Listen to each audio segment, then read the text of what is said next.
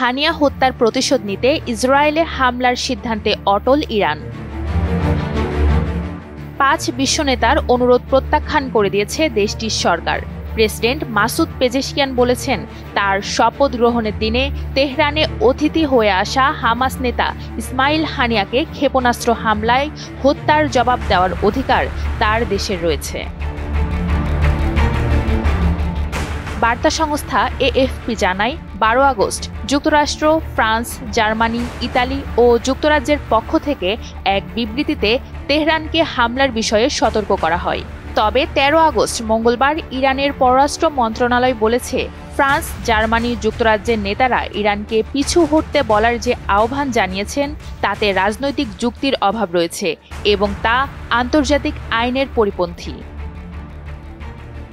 এদিকে হুমকির মুখে প্রতিরোধ ও প্রতিশোধের প্রস্তুতি নিয়ে রেখেছে ইসরায়েল। ইরান যদি ইসরায়েলে হামলা চালায় তবে ইসরায়েলও ইরানে পাল্টা হামলা চালাবে বলে জানিয়ে দিয়েছে। এদিকে ইসরায়েলকে রক্ষায় পরিপূর্ণ সমর্থন দেওয়ার প্রতিশ্রুতি দিয়ে রেখেছে যুক্তরাষ্ট্র।